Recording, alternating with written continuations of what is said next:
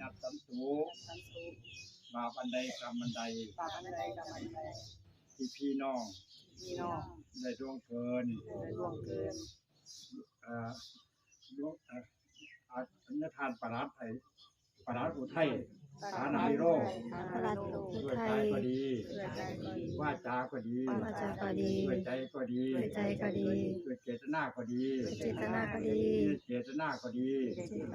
ต่อหน้าก็ดีรับหลังก็ดีขอให้หลวงตาอโหสิกรรมแก่พี่แก่น้องจะเป็นบาปเป็นกรรม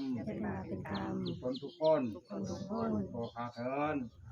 สาธุ